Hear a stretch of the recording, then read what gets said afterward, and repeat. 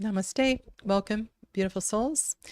Welcome back to my channel. Today is going to be a walkthrough and reflections on the Fyodor Pavlov Tarot, which is a deck that I have been working with the past month or so. I've had it for some time. And I thought that being Pride Month, this was a great month to do a walkthrough of this deck. I'm really intrigued with this deck. Really loving some of the unique interpretations of the cards.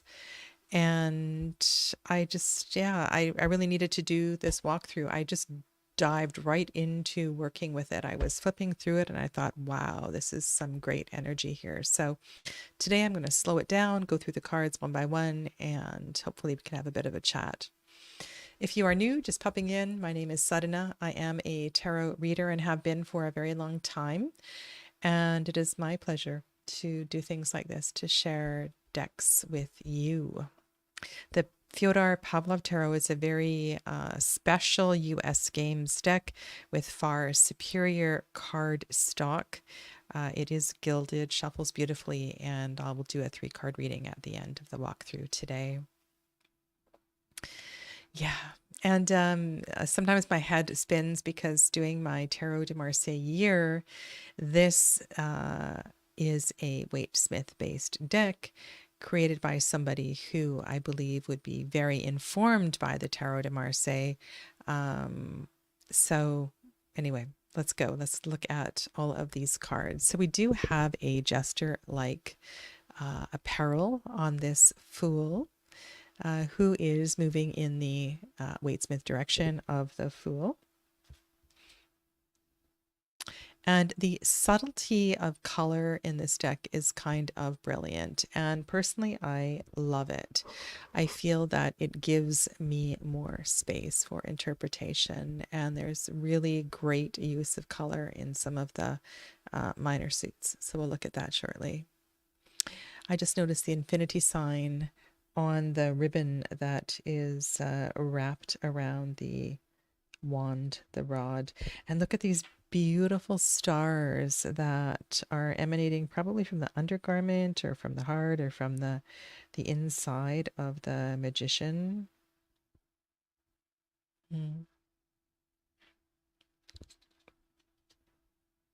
High Priestess.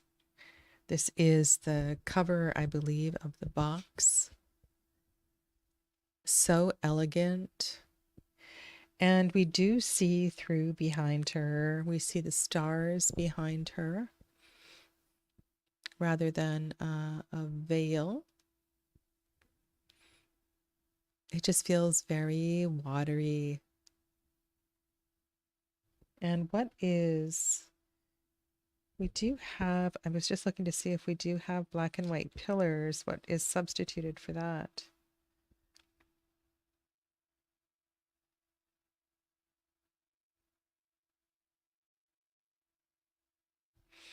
I haven't had a hard look at the tiny details of each of the cards, so it's going to take some time. This voluptuous Empress is really lovely. There is water pouring from a vessel, which links us to the previous card. Contrast of blue and red, receptive and active. I don't believe in this deck there are any astrological symbols or runes or anything like that.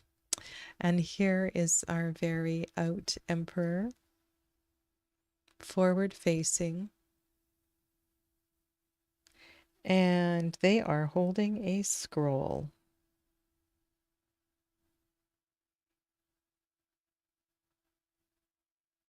And the first thing that came to mind, the sword is facing down. It is in the receptive hand. So I would say this Emperor leads with intelligence, leads with mind, leads with thought. I've always really enjoyed observing what is in the right hand, what is in the left hand, how it's being held. And also, I love the way that the cloak is coming off the emperor. We can see the ram possibly tattooed on the chest, or perhaps this is actually a plate of armor. At first, when I looked at this card, I thought it is armor.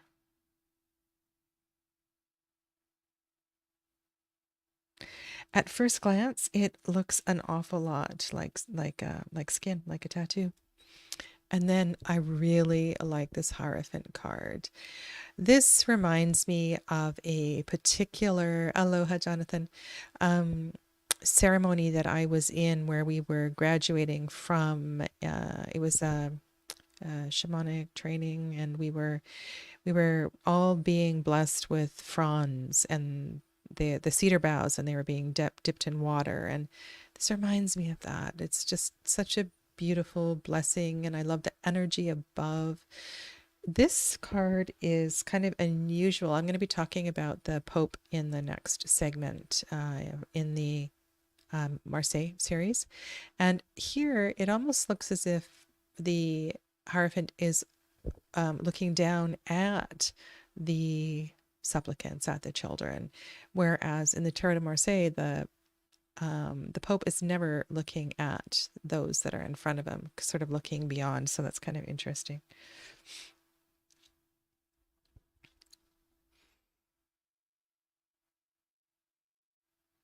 Mm-hmm.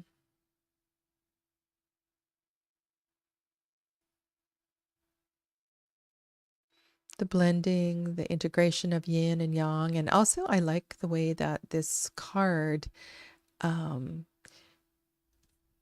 it's one of those decks that bleeds beyond the borders, which has I don't know, I like the way the art does that.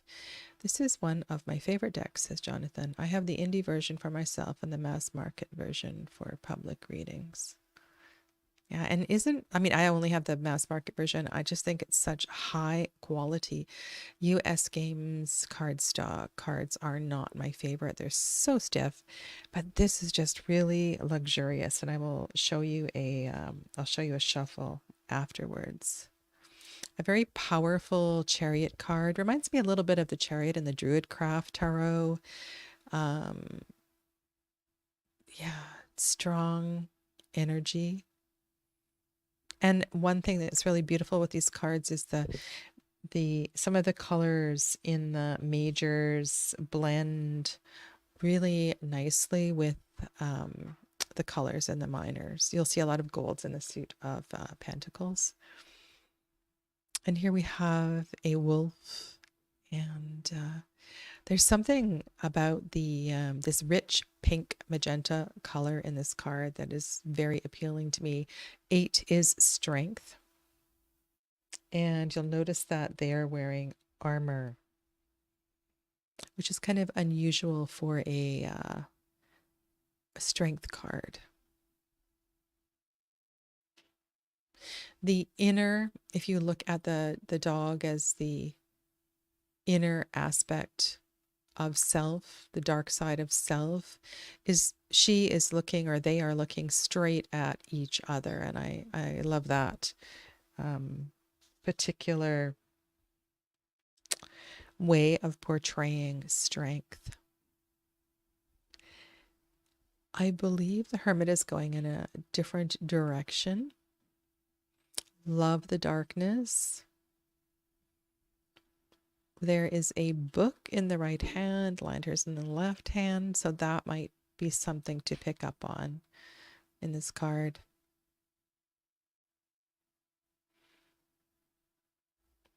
Yeah, and there's not too many decks that do this, and I think it's a really special style. I quite like it. Lady Luck, blindfolded, turning the wheel. And I don't know if this is something that you notice when you're doing a wheel, and when a wheel of fortune comes up in a reading, but look at the way the wheel is turning and see how that works with your reading. Sometimes that might help in deciding which way you're going to, or which direction you're going to read the cards. A lack of color here. What does that say to you? Hi, Casey. Namaste. I feel a 10 is a 1, a new beginning, fresh start, that anything is possible here. A lack of color leaves a sense of opening, a sense of possibilities. A very sexy Lady Justice. And on the ribbon, let me read what's on the ribbon. Is it Latin? Let me get the guidebook. I want to read what's on the ribbon. I haven't drawn this card. Okay, Justice 11. It's a beautiful guidebook. Hardcover, glossy pages.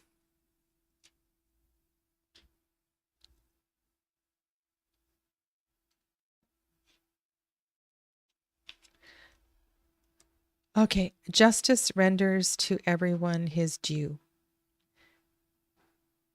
It's a quote from Cicero. So this is one of these amazing decks that, I mean, this is such a gorgeous book. The deck, or the book, answers your questions, and it doesn't give too much information. So it gives you what you need to know, and again, leaves space for interpretation.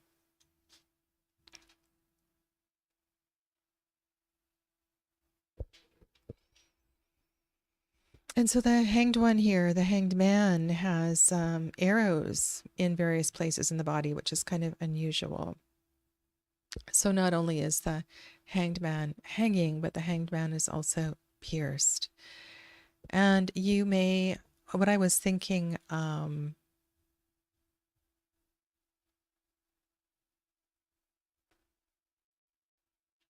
oh, thank you for that.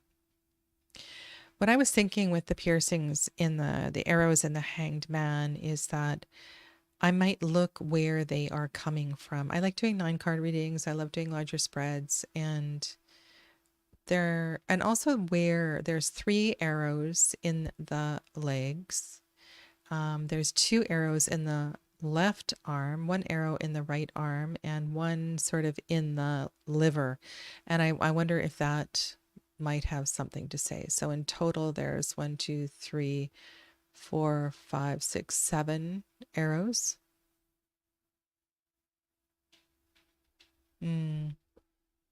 Jonathan says he's seeing a Saint Sebastian on the hangman.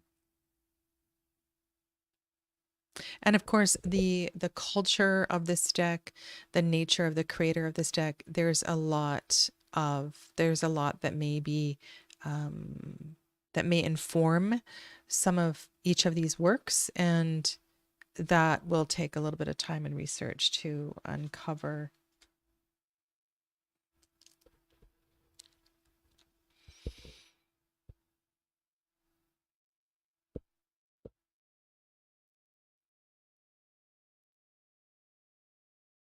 You know, when I see this card, for me, it's on one hand, it's beautiful. It's really beautiful. And I also feel that it's a cautionary tale of,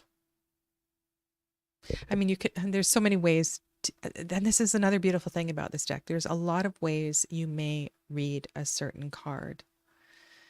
But what I was going to say was that time where we fear letting go. We absolutely dread letting go. And that's only one of many possible ways we might see this card. And the symbols on the bottom. So we have a book, an hourglass, a rose, there is a cup, there's a crown, there's swords. And this is such a cool thing about this deck. And when I was thinking about the scroll in the right hand of the Emperor, I was thinking, well, what if the High Priestess came up? And there was a conversation between those two cards. So I feel like the connection between the symbols and the cards can be really powerful.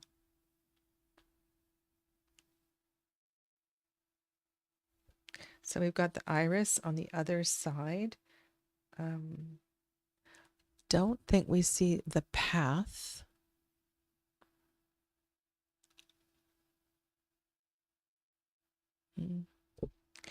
Temperance. Le diable, the devil.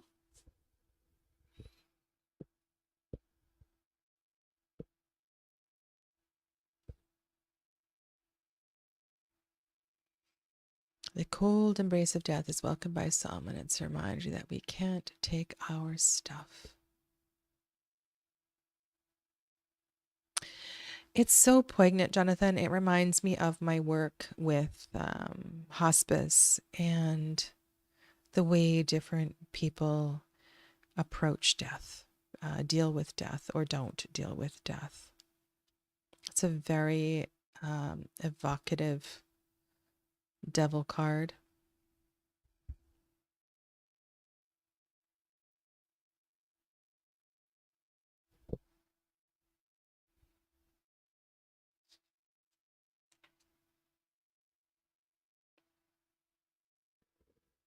I love the water in this deck. The waves, the water, it's just gorgeous.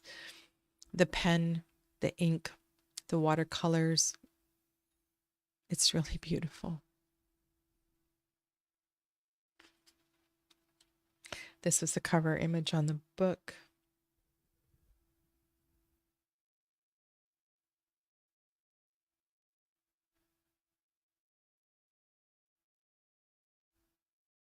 I think it beautifully captures the vulnerability, the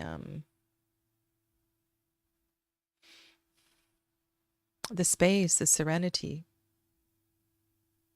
that is the journey after 15 and 16.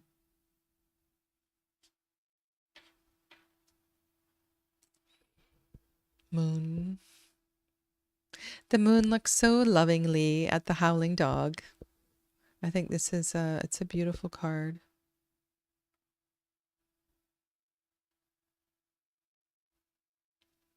The path is not clear here, and I think that's an interesting difference in the card.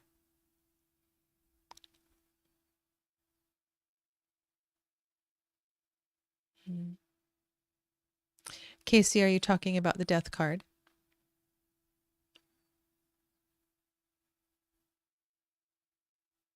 Oh, yes. Okay, I'm going to go back to you, which coincides with a part of the meaning of the death card. Through a death, the old, we are reborn, ascendant, enlightened. Beautiful.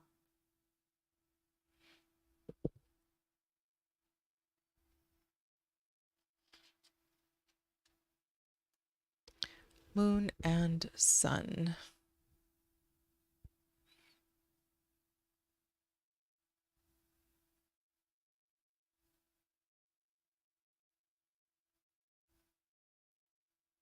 You know, I just thought of something. I don't know if anybody has written about this, but I wonder if there is a connection between the wall in the sun card and the tower. You know, almost a symbol of rebuilding. I don't think I've ever put that together. Very joyful sun card. Oh, no problem, Casey.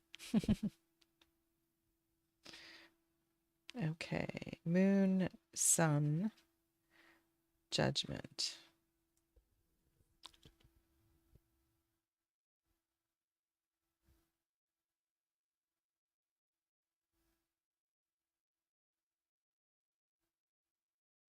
Energy, right? The art evokes energy.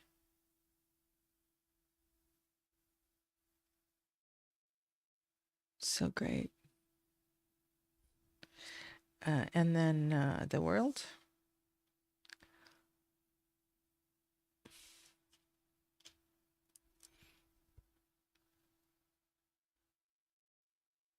I don't think we have the symbols of the 4 evangelists or the 4 fixed signs hidden in this card.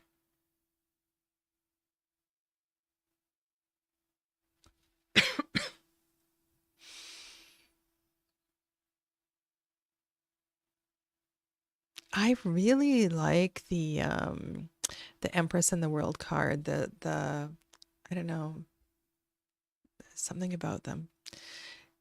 In the Rumi deck,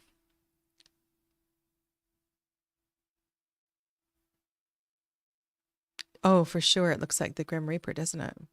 In the Rumi deck, there are diamonds under the tower. Ooh, that's cool. That's really cool. All right, so I'm gonna what should we do? Let's do active suits and then receptive suits. Jonathan says, I think the wreath has 4 seasons in it. Okay, let's look. I see the pumpkin. Oh, I see. Okay, so the wand is here. Roses. This looks like, oh yeah, it does. You're right, Jonathan. Yes, here's a pine cone. Yeah, it does. It does for sure. I just, I don't know what it is. It seems very eye appealing to me. Okay, I think what I'm going to do is do 2 suits at a time, and I'm going to do the 2 active suits, and then I'll do the 2 receptive suits, okay? So, Ace of Swords, Ace of Wands.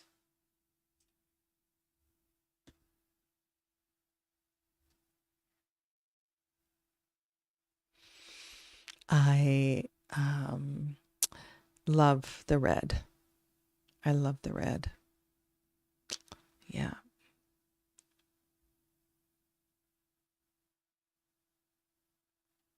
Sword is in the right hand. Both are in the right hand.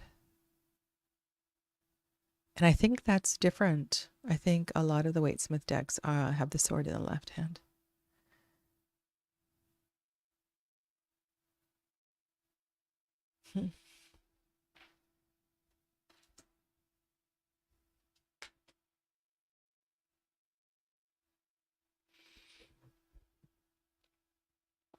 And really interesting positioning of the swords in the 2 of Swords.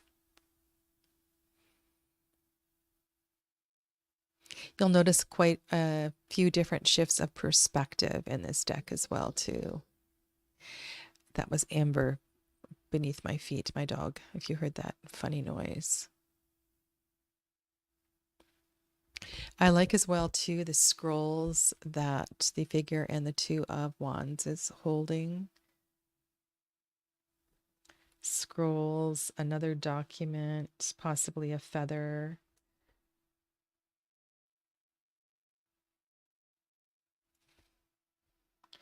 Actually, lots of documents. So this one has definitely been planning.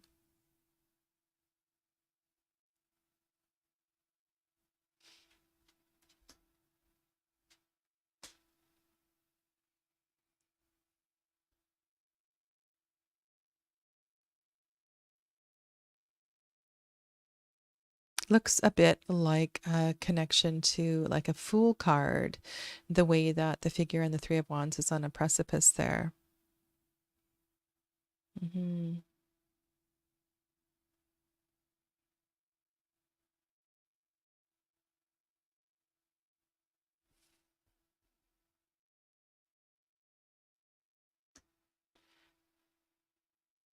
So interesting.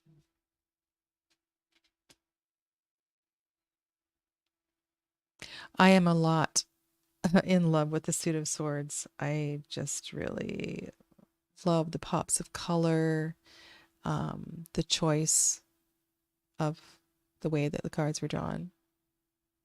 It's kind of great.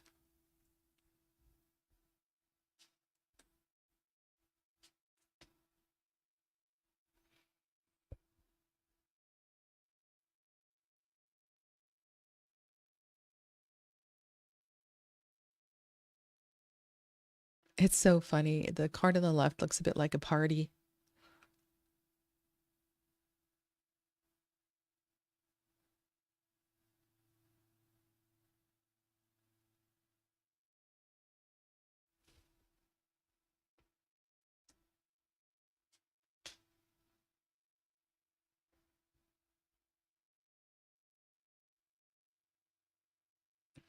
Have a look at some of your other Waite Smith inspired decks, because this is interesting that all of the swords are in the boat in this arrangement. And I've been paying attention to decks. You know, sometimes you'll see, I think in the Waite Smith, they're all in the boat as well too, upright, kind of piercing the bottom of the boat. This way they're displayed, they're kind of splayed. Sometimes they're actually left on the beach behind. Maybe one of them is taken.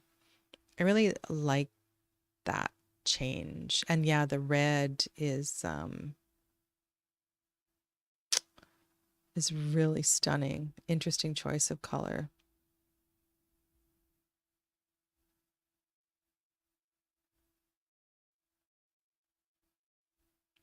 Okay, so yeah, so green for wands. The only thing that I can associate that with is like green for growth, green for new, green for spring, green for um, what fire initiates. And I think the red for swords reflects the blood, the intensity,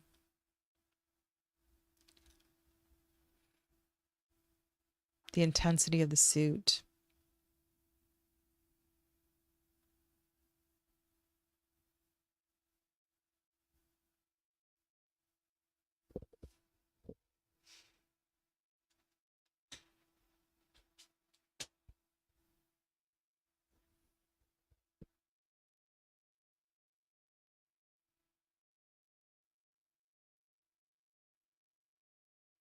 I started pulling out cards for Masha's tarot tag, top tarot majors.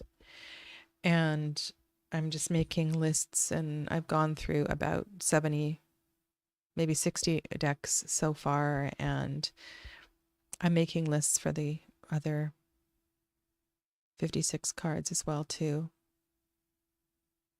I love looking through decks. Oh my goodness.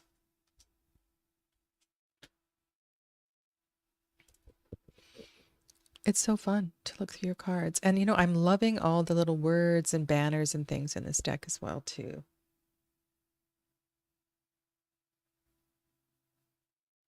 And the flow, look at the flow of the hair, the water, everything in that Eight of Swords. It's kind of amazing.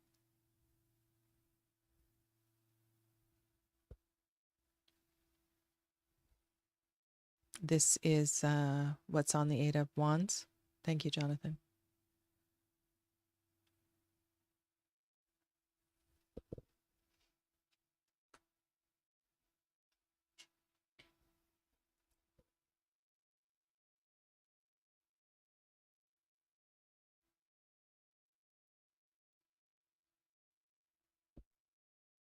Hmm. I love that Nine of Wands. Sorry, Nine of Swords. Nine of Swords. Brilliant.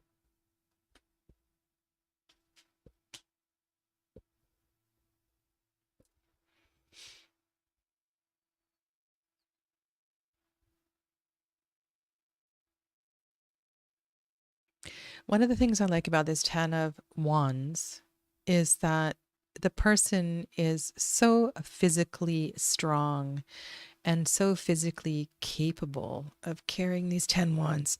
So there's an honoring of the journey home, right? They're going to go all the way home.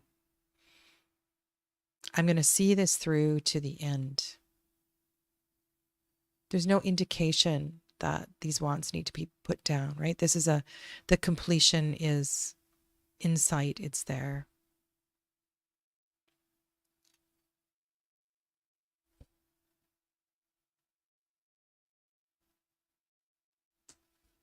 Kind of unusual that we don't have a hint of sun in this card.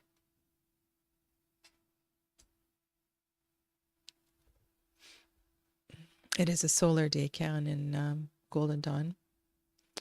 All right, pages. First two pages. Loving those high boots on the page of wands. And so we are going the way of creativity, music. Oh my God. I just love Page of Swords. Page of Swords that look like they are about to cut themselves or whatever.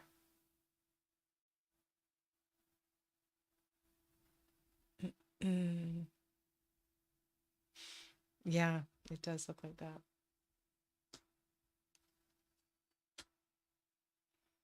Knight.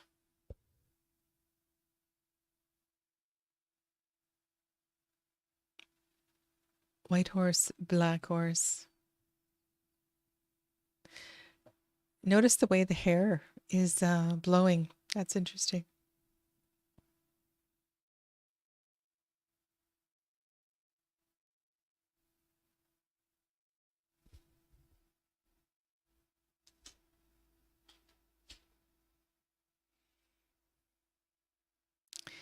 There's something about the Queen of Wands. I was just staring at this card, like thinking, I mean, and this is definitely a cultural influence here.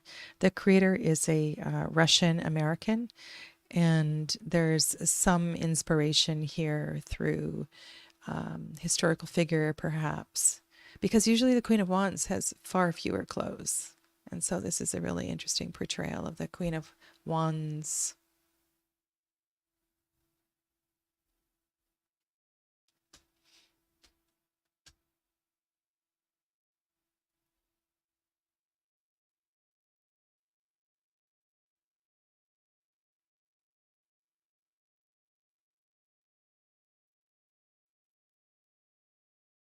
And I've looked long and hard at the moons in the King of Swords.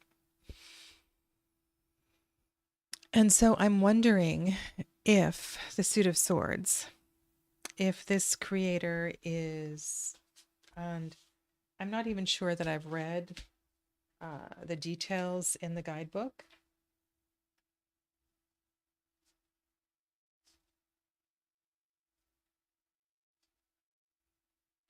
But what I wanted to say is perhaps this is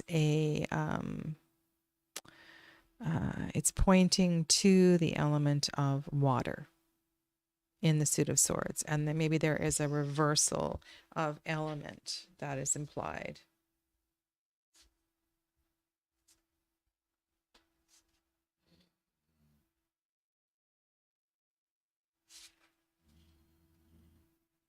I suppose I should read the guidebook.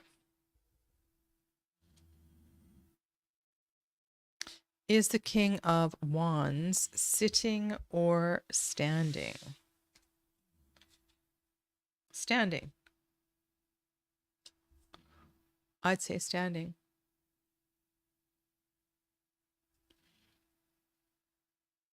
Orb in left hand, wand in right hand.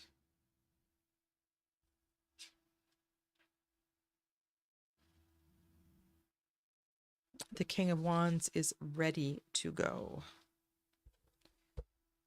Ready to go. Oh, Amber, stop it. She's so talkative.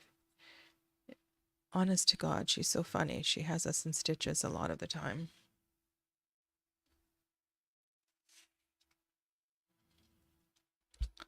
Okay.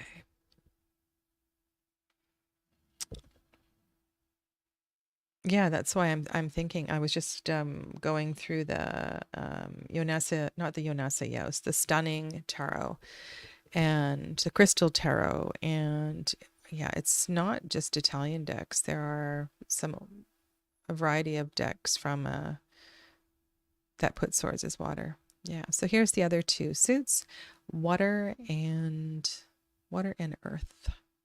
And I love the color that is with the earth element. I think this is a beautiful Ace of Pentacles.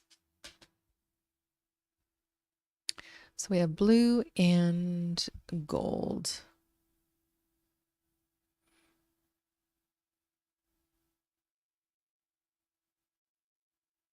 And I do have to say, I love the card backs. I really do. I like their simplicity.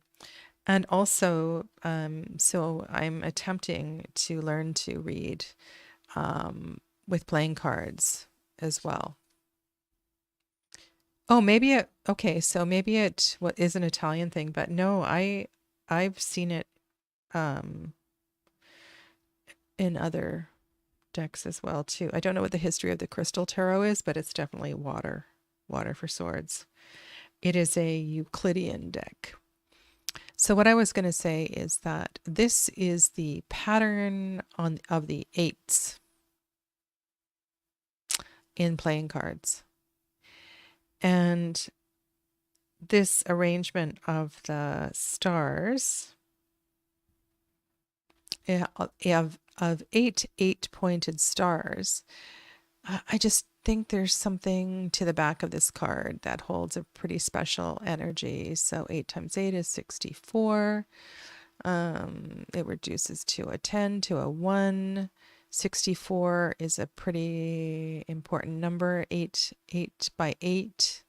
The power of 8, the energy of 8. I've been contemplating those card backs. Yeah. Okay. I'll keep them face up so you can look at them.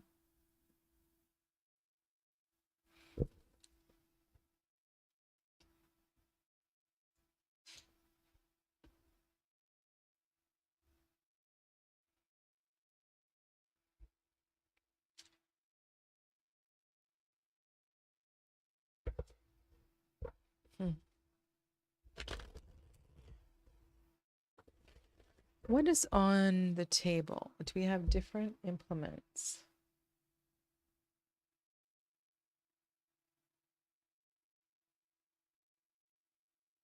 I think so. I've done how many readings with this deck? Like 6. I've only just taken it out. I had it ages ago and didn't use it. Took it out, and all the readings have been so great. And what I'm observing now is I'm just loving all the little bits and bobs and details in the cards because I love it when connecting cards have similar elements.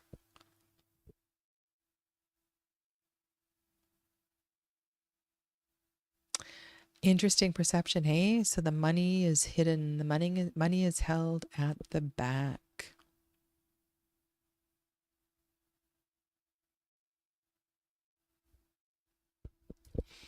I was having a discussion with someone yesterday about where people hold pain for scarcity, and usually it's at the low back. And I think this is funny. 1 is a crown, and 3 are held at the low back.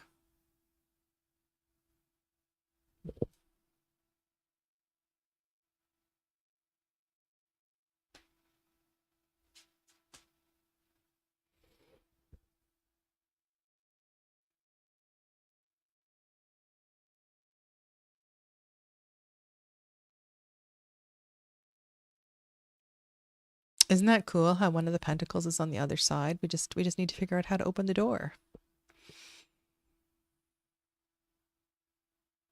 And this 5 of Cups, it reminds me of the Knight of Cups in the Slow Tarot.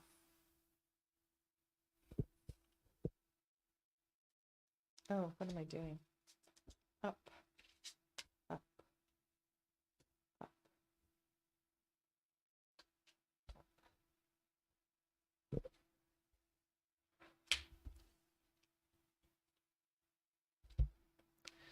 6.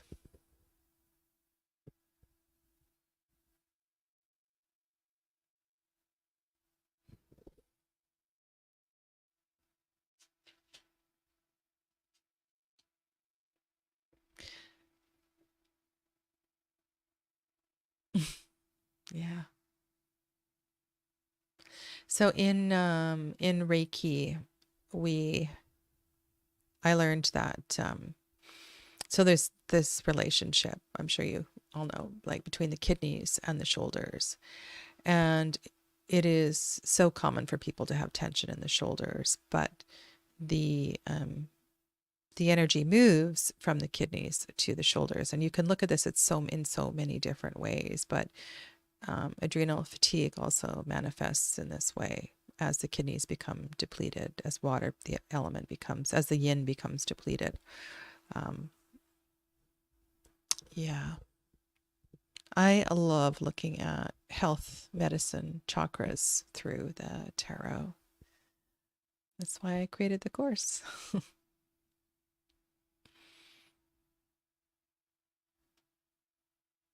I finished recording the final version of the course. I don't know if I have a if you're ever interested. It is 8 parts or 9 parts. And the classes are all about, they're over 2 hours. And I've got lots of materials that I created for the class. 7s.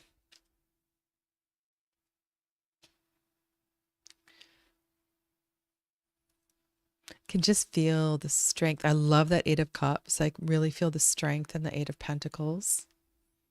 Kind of extraordinary.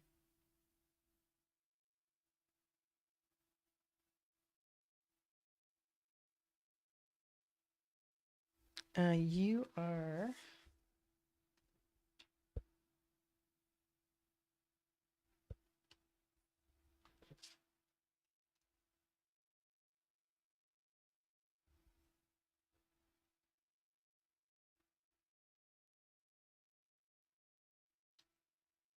Sorry, what card are you referring to?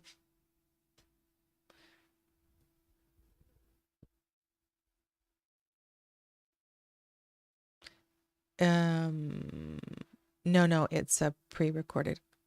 I recorded it live. So I did a couple of years ago, I did Tarot Through the Chakras 1 and Tarot Through the Chakras 2. And it was on Zoom. And it's really hard to edit and to put that together. So I did the class again and I combined the material and I did it as live streams, unlisted live streams on YouTube. And so now it's the recordings are available and I have hidden the chat, except for, of course, the chat comments that got highlighted. Yeah. I hope that answers your question.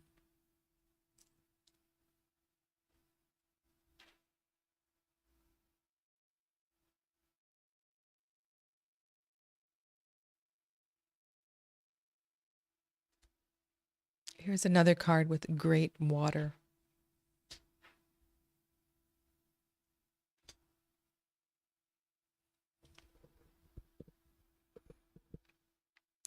Nine.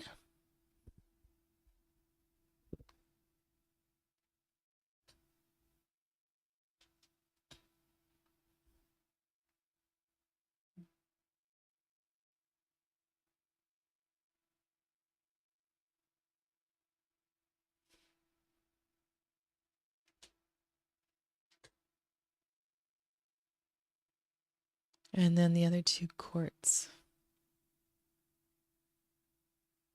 I think he's a brilliant artist. I love the flow, like the fabric. I'm a big sucker for fabric and flow of clothing.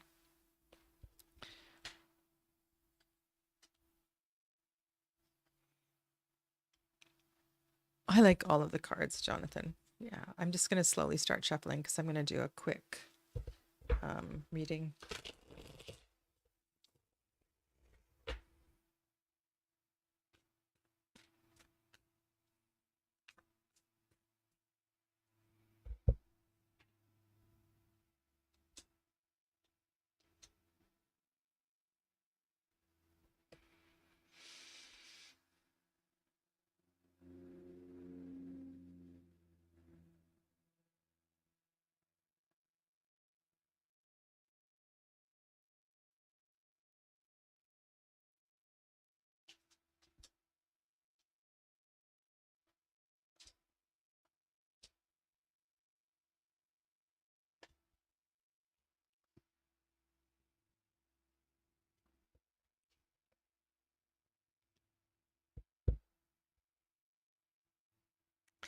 This reminds me of a character in, who is this? Like in a TV show.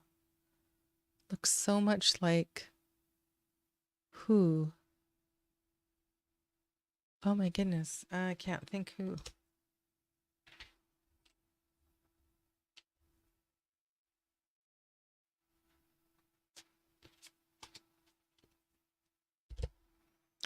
Okay. All right. So I want to show you how beautiful, how brilliant this deck shuffles. As I mentioned, I'm not a fan of US Games cardstock, and this one is so different. It's just beautiful.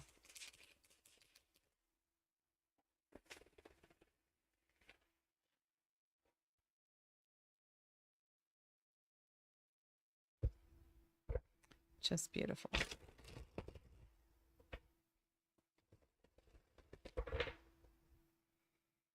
Hmm.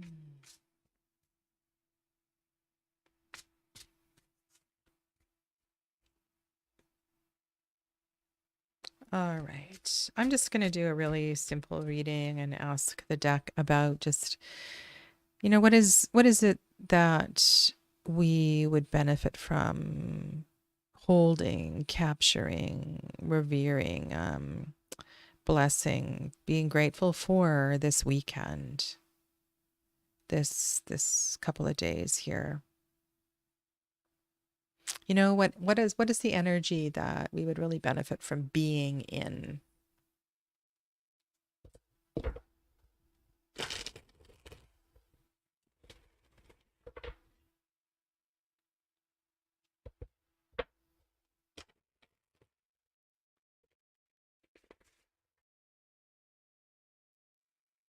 Hmm.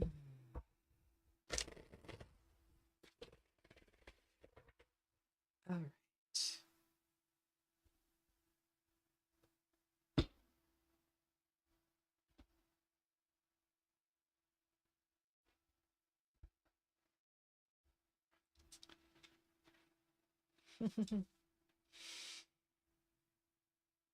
Here's our queen of Cancer season, our queen of summer, our queen of summer solstice, to feel, really, to be in it, to be okay with, yeah, to go with the flow, to be in the water.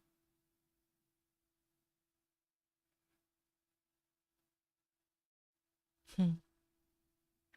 Okay, and two supporting cards. It's a really interesting card to go with the Queen of Cups. And when I think of the Hierophant in combination with her, I think about their role as pontiff, as bridge, as the one who brings the messages of spirit to this earth. And so, in a way, both of these cards speak to openness and receptivity. Perhaps we need another one to receive, a guide to receive. The other card's the Hanged Man. And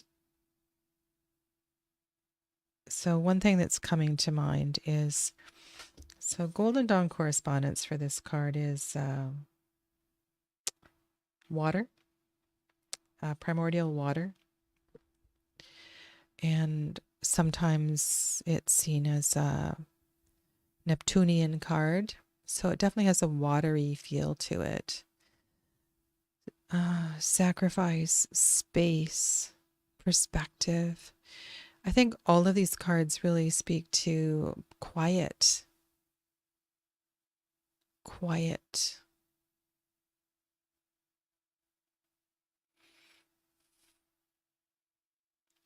Taking some time to be alone. And being open to receiving messages.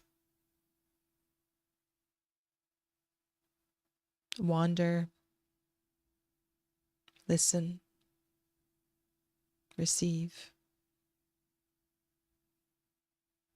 And what I was saying about the Queen of Cups, and then I'm looking at all those piercings in the Hanged Man. Listen to your body as well. Listen to the little twinges, the aches, and the pains, because they also have messages for you. And sometimes I get my clients to lie down and I guide them into their, whatever's troubling them, whatever ache. Because if we can be patient and learn to listen to that pain, it can really tell us a story. And so this weekend, be open to listening to your body, be open to listening to messages, take time alone for you to honor the sacredness within yourself and create space for this.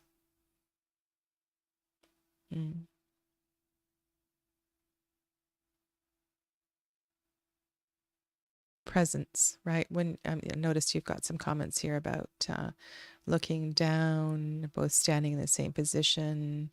The Hanged Man is connected to the tree, so there's an earthing energy here as well too. All right. Thank you all so much. Have a lovely weekend. Namaste.